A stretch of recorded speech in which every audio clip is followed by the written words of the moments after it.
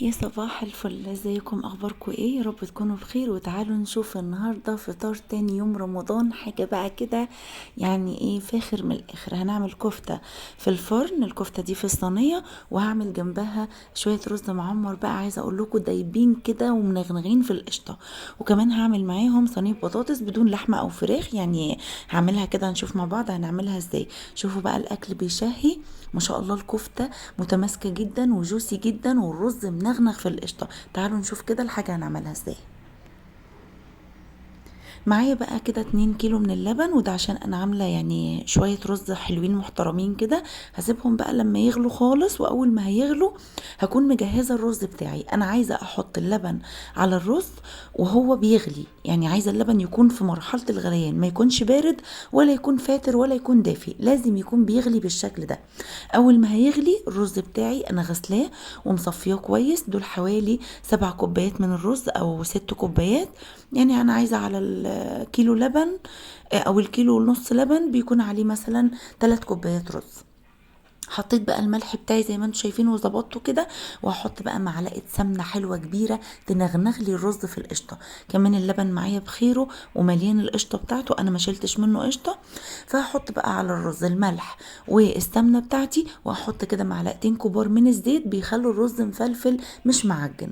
اللبن مغلي زي ما انتم شايفين بقشطته، هبدا ان انا انزل بيه على الرز بتاعي. الرز بتاعي ده محطوط على العين بتاع البوتاجاز، يعني النار شغاله تحته، علشان انا عايزاه يدخل في مرحله الغليان مع اللبن هو كمان. هفضل بقى اقلب بقى في الرز بتاعي كده، ودي التركايه اللي هتعمل لك وش للرز المعمر. يعني ناس كتير بتسالني الرز المعمر بيعمل وش ازاي اول ما بندخله الفرن، بينشف. فهقول لك عشان لازم تغليه فوق. اول ما تغليه فوق ويبقى بالشكل ده، شغلي الشوايه بتاعتك ونزليه، وانا هوريهولك دلوقتي. ده كده الرز بتاعي، الفرن شغال على اعلى درجه حراره من فوق ومن تحت. دخلته على الشوايه على طول في الرف الاوسط، وهبدا ان انا اديه الوش لون حلو كده. اسيبه بقى بعد ما اوطي عليه يكمل التسويه بتاعته، وتعالوا نعمل الخلطه بتاعه الكفته.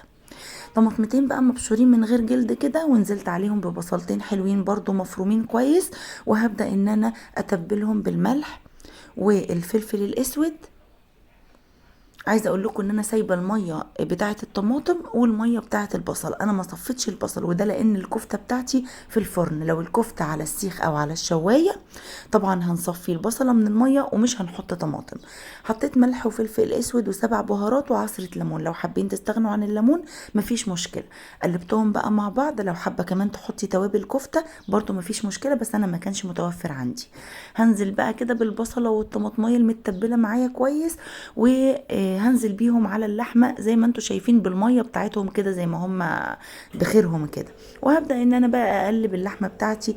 بس قبل ما اقلبها هحط كيس من البيكنج باودر، وده عشان انا عامله 3 كيلو من اللحمه، يعني انا عامله كميه لحمه حلوه.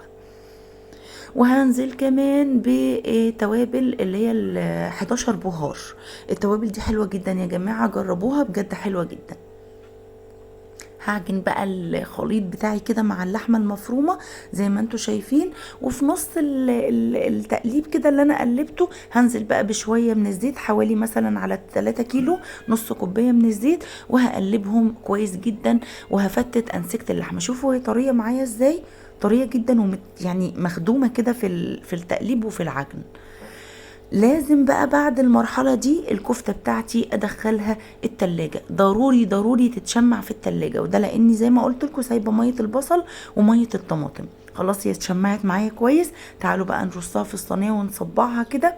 وعايزة اقول لكم بقى ان الفرن بتاعي شغال برضو من فوق ومن تحت.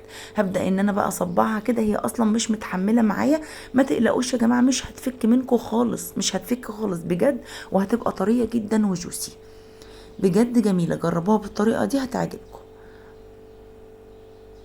نصبع بقى صابع كمان كده. انا لازم قبل ما احطه على المعلقة، لو انتوا عندكم اسياخ شيش او عندكم مسن او اي حاجة بتسيخوا عليها الكفتة، بحب ان انا اعجن الكفتة في ايدي كده عجنتين قبل ما احطها على التسييخ. شوفوا بقى كده شكل الصينيه بتاعتي بعد ما صبعتها، بجد جميله جدا، يعني حتى الكفته متماسكه وحلوه جدا.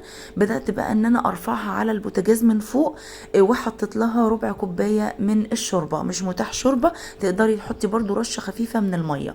غليتها على النار من فوق وهبدا ان انا ادخلها الفرن. طب تعالوا نعمل مع بعض بقى صينيه البطاطس كده. جبت بصلايه قطعتها جوانح وبعدين اديت لها لون زي ما انتم شايفين. هبدا ان انا انزل بالبطاطس المغسوله والمتقطعه، انا غسلتها كويس وصفيتها من الميه، وهديلها تشويحه مع البصله بتاعتي. تشويحه البطاطس بتدي نفس حلو جدا في الاكل.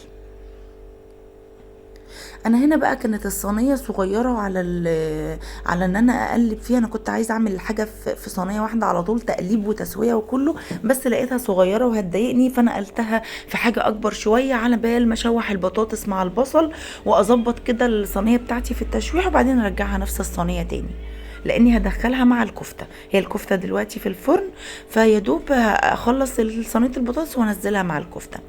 تبلت بقى البطاطس بتاعتي كده بحته معلقه كبيره من الزبده حلوه كده، وشويه من الزعتر، وشويه من الملح، وشويه كمان من الفلفل الاسود، والسبع بهارات.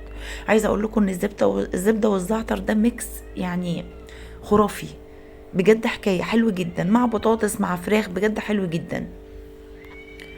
قلبتهم بقى مع بعض زي ما انتم شايفين كده، واديت لها التشويحه بتاعتها صح، والزبده بتاعتي دابت كده والبطاطس شربت منها. طب تعالوا ننقلها في الصينيه بقى اللي كنا بنعمل فيها. شوفوا لونها قبل ما تدخل الفرن عامل ازاي، بجد متشوحه وحلوه جدا. هرص بقى شرايح من الطماطم كده على الوش، ولو عايزه برضو شرايح من الفلفل مفيش مشكله، بس انا عندي يعني جوزي مش بيحب الفلفل يكون مستوي في الاكل، فهكتفي بالطماطم. وهبدا ان انا اديها نص كوبايه من الميه، ولو عندك شوربه يكون احسن، بس انا ما كانش متاح عندي شوربه بقى، فهدخلها كمان تغلي فوق على النار الاول، بعدين ادخلها مع الكفته. دي بقى كانت النتيجة بتاعت الكفتة بتاعتي، بجد خرافة. ودي كان شكل الرز بعد ما طلع، شوفوا الوش بتاعه عامل ازاي، بجد حلو قوي. والكفتة جوسي وطرية جدا جدا، مهما اقول لكم يعني انا ما جاش على بالي، بس عشان شكل الاكل على السفرة يبقى كويس ان انا افتح واحدة قدامكم.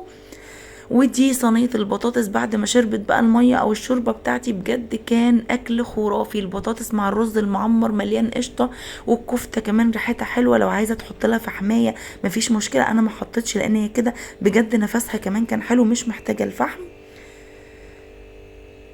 شكل الاكل بيشهي، وده كان فطارنا في تاني يوم رمضان. ربنا يديم عليكم المحبة والعزومات والفرحة واللمة يا رب. اشوفكم على خير باذن الله في فيديو جديد وباكلة جديدة. يعني كل سنة وانتم طيبين، وينعاد عليكم رمضان بالخير يا رب. لو الفيديو عجبكم ما تنسونيش في لايك وشير، وسيبولي كومنت حلو. اشوفكم على خير الفيديو الجاي. سلام عليكم.